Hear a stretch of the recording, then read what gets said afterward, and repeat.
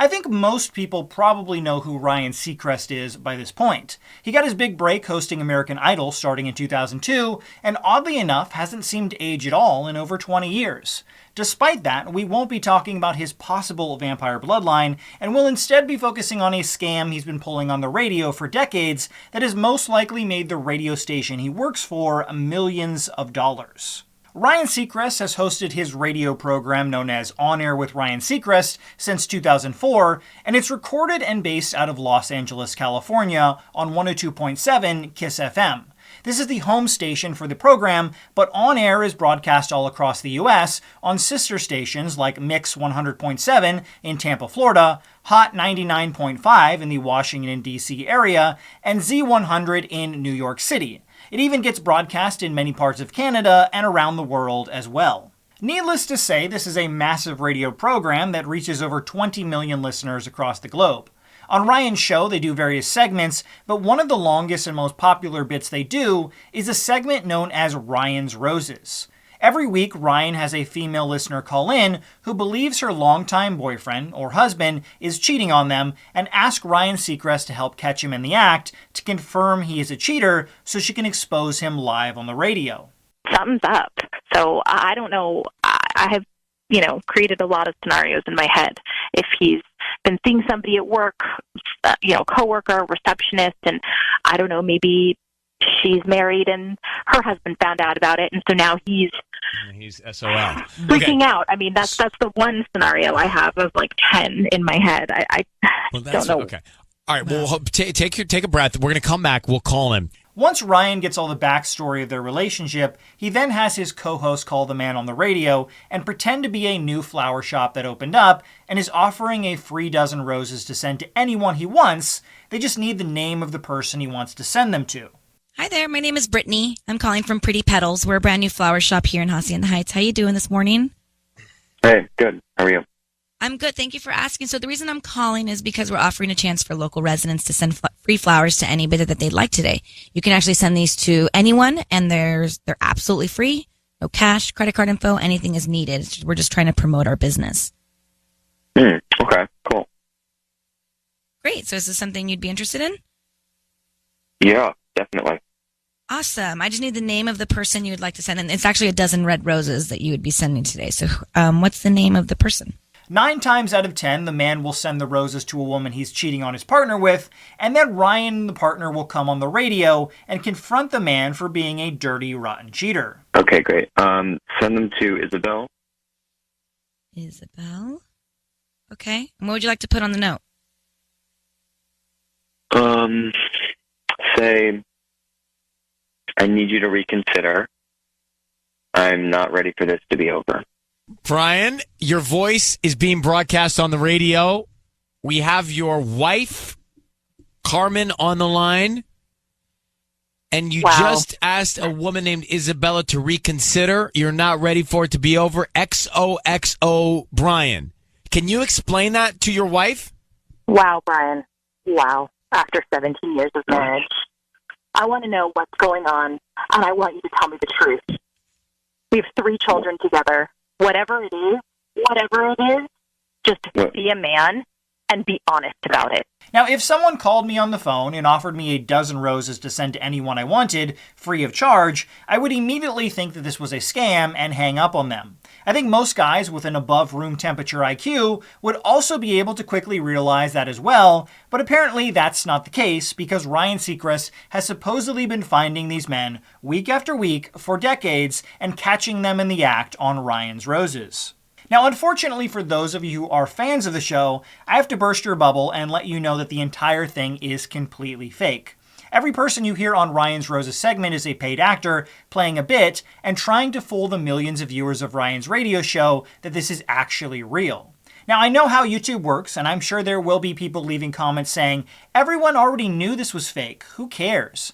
But that's simply not the case. The majority of people who listen to this program believe this to be real, and Ryan Seacrest has viewers call into the station after the scam and talk more about why they think the guy cheated, or if they think the wife should leave the husband. Hi, Jen. How are you in West Hollywood?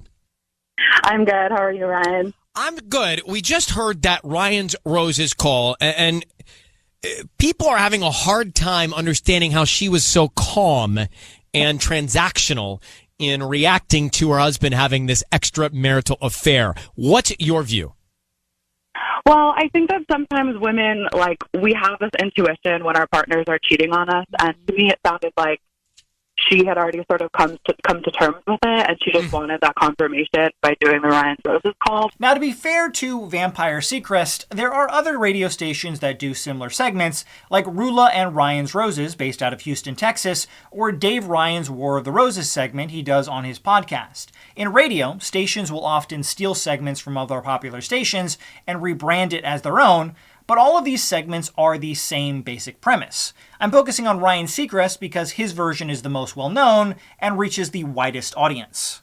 If you've been listening to this segment for a while, it should be pretty clear that it's fake because of how easy they're able to trick men, week after week, into falling for this pathetic scam, and how they also get perfect sound bites for the radio station that never devolve into anything vulgar or racist being said that the station needs to bleep out.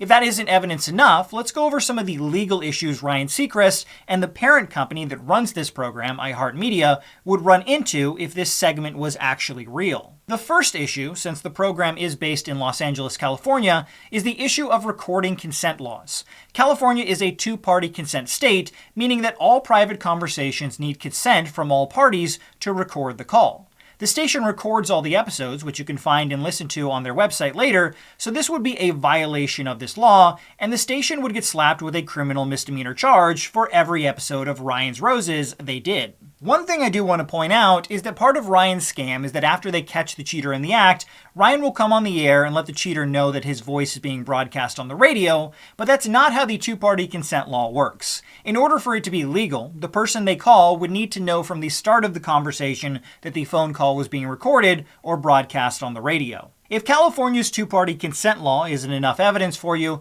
we can also look at the FCC guidelines as well.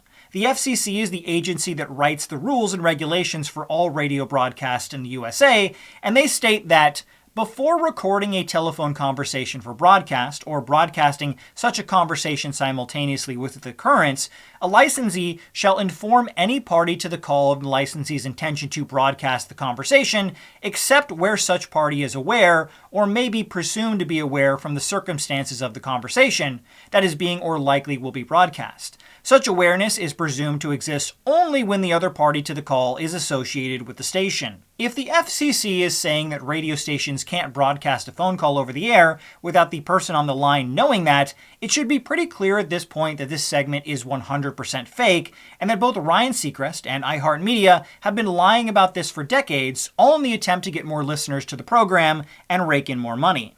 If that isn't evidence enough for you, keep in mind that week after week they supposedly catch cheaters in the act, and yet you won't ever find any evidence of these husbands who got caught ever getting mad and trying to sue the radio station or seek legal justice against iHeartMedia for ruining their lives and humiliating them on the radio to millions of viewers. If this was real, after the thousands of cheaters they've caught, someone would have fought back by now. In the past, radio stations have done real versions of these prank calls, and sometimes things go very badly. In 2012, an Australian radio program called A London Hospital, pretending to be the Queen of England, and convinced a nurse to connect their call with Princess Catherine, who was a patient there at the time. The nurse was humiliated that she fell for this, and 3 days later decided to unalive herself. This led to massive backlash against the radio station who did the prank call.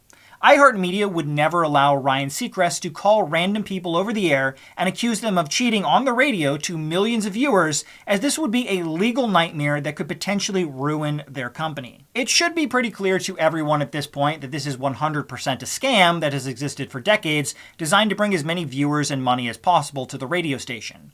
As I mentioned earlier, I'm sure some people will say they always knew it was a scam, but the majority of people believe these segments are real.